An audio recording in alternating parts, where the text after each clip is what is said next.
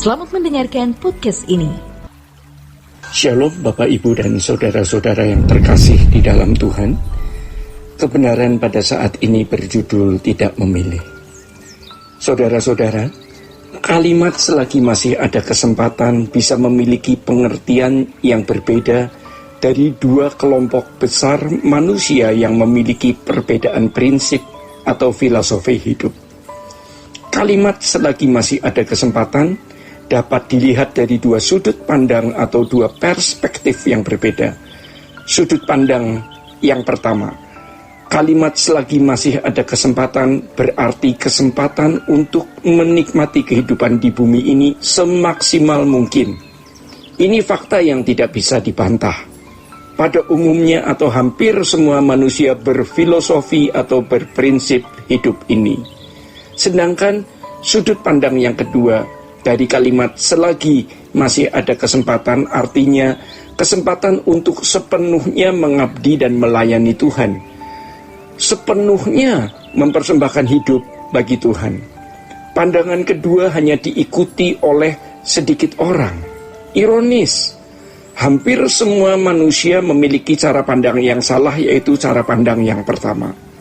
Hal ini disinggung oleh Paulus di dalam 1 Korintus pasal 15 ayatnya yang ke-32 yang berbunyi sebagai berikut.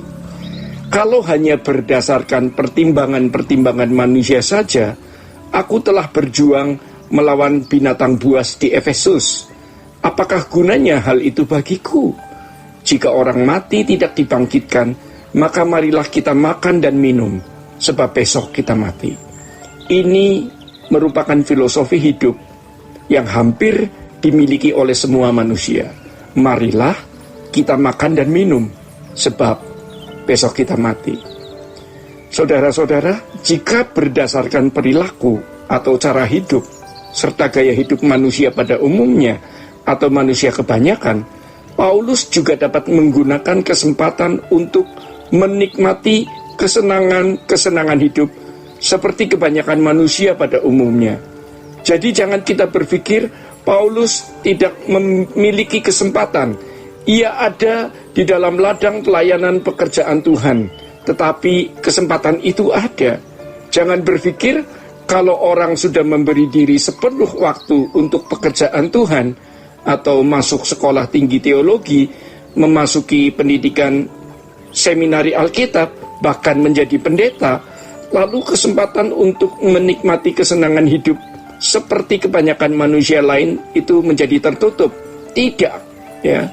Jadi kalau dulu waktu masih muda ada lagu yang mengatakan membuang diri ke ladang Tuhan.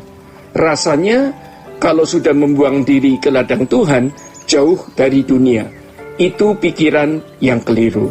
Sebab walaupun seseorang ada di ladang Tuhan, memberikan hidup sepenuh waktu, istilah yang kita sering dengan istilah full timer, itu bukan berarti menikmati kesenangan hidup seperti yang dinikmati manusia pada umumnya menjadi tertutup. Dalam pernyataan Paulus tadi hendak ditunjukkan bahwa ia juga memiliki kesempatan atau bisa menggunakan kesempatan untuk menikmati kehidupan seperti manusia pada umumnya. Tetapi Paulus memilih yang lain. Ia memilih yang berbeda.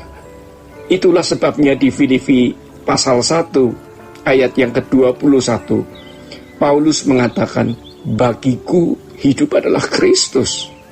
Dan di 2 Korintus pasal 5 ayatnya yang ke-14 dan 15, kalau Yesus sudah mati untuk kita semua, begitu kesimpulannya, kita tidak lagi hidup untuk diri sendiri, tetapi untuk Dia. Di dalam 2 Timotius pasal 4 ayat 7-8, Paulus sudah menyelesaikan pertandingan akhir. Darahnya pun ditumpahkan, rela dicurahkan untuk pengabdian pelayanannya bagi Tuhan. Ini adalah kehidupan standar sebagai pengikut Kristus atau sebagai orang percaya. Oleh karenanya, Paulus bisa mengatakan di dalam 2 Tesalonika pasal ketiga ayatnya yang ke-7-9, kami harus menjadi teladan. Di dalam ayat yang lain, ia mengatakan, ikutilah teladanku seperti aku ikut teladan Kristus.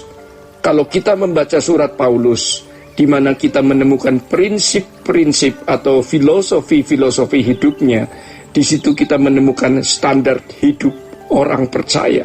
Standar hidup ini tidak boleh dikurangi atau direduksi sedikit pun. Semua kita adalah orang-orang yang telah diwarnai. Tentu yang pertama diwarnai oleh orang tua kita, lalu lingkungan keluarga, dan gen yang kita terima dari orang tua. Kemudian kita juga diwarnai oleh pengaruh dunia sekitar kita dengan filosofi atau prinsip-prinsip hidupnya. Di kalangan orang Kristen, prinsip hidup yang kita warisi itu kebanyakan seperti ini: menikmati dunia selagi masih hidup, dan nanti setelah mati baru menikmati surga. Walau tidak diucapkan, tetapi itulah warna hidup yang dimiliki oleh kita. Walaupun seseorang telah menjadi pendeta, menjadi dosen sekolah tinggi teologi, filosofi hidup tersebut sudah mengakar di dalam jiwanya. Menikmati hidup seperti orang lain menikmati. Bedanya, sebagai orang Kristen plus, ya, ada pelayanan, dan nanti kalau mati menikmati surga. Prinsip ini seolah-olah benar, tetapi ini sangat menyesatkan. Maka sering kita mendengar orang berkata, kita masih hidup di dunia, jangan bicara surga, langit baru, bumi baru melulu.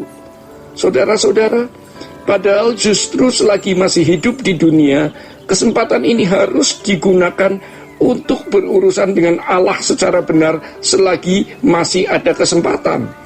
Kalau kita masih memberi peluang di mana kita berharap ada kesenangan hidup di bumi, berarti kita belum mengabdi dan melayani dengan benar.